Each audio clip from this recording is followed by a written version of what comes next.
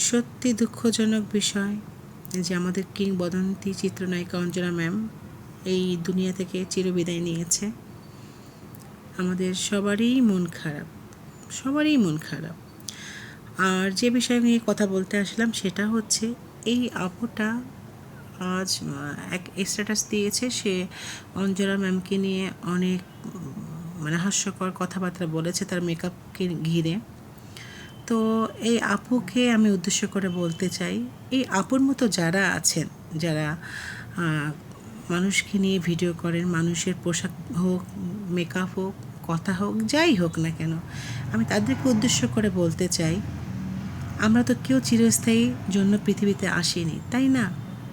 জন্ম যখন নিয়েছি মৃত্যু স্বাদ কিন্তু গ্রহণ করতেই হবে, এটা আমরা সবাই জানি। আজ অঞ্জনা ম্যাম চলে গিয়েছে বিধায় আপনি ক্ষমা চেয়েছেন। সে দুনিয়া থেকে বিদায় নিয়েছে বলেই আপনি অনুতপ্ত হয়েছেন, এসে ক্ষমা চেয়েছেন সবারই কাছে, ম্যামেরও কাছে। সে তো এখন বেছে নেই, সে তো দেখেও গেল না আপনি তাকে নিয়ে যে ভিডিও বানিয়েছিলেন, এখন যে ক্ষমা চাচ্ছেন সেটা কিন্তু সে দেখে গেল না। তো আমরা সবাই মারা যাব, কেউ বেঁচে থাকবো না। তো কেন আমরা মানুষকে নিয়ে, মানুষের দুর্বল জিনিসটাকে নিয়ে আমরা হাসাহাসি ঠাট্টা ভিডিও ফানি কেন বানাবো? আমরা সবাই তো মারা যাবে, তাই না? সবাই তো মারা যাবে। তো যখন যে মারা যাবে তখন এসে আপনারা স্ট্যাটাস দিবেন যে আমার ভুল হয়ে গেছে, আপনাকে নিয়ে এটা বানিয়েছিলাম, ওটা বানিয়েছিলাম।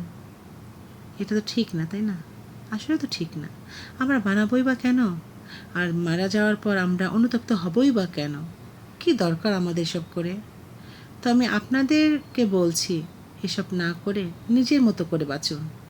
ভিডিও যখন তুমি বানাবা তো তোমার মতো করে বানাও, নিজের যোগ্যতা বানাও। ভিডিও বানাতে তো অনেক কিছু আছে, তাই না?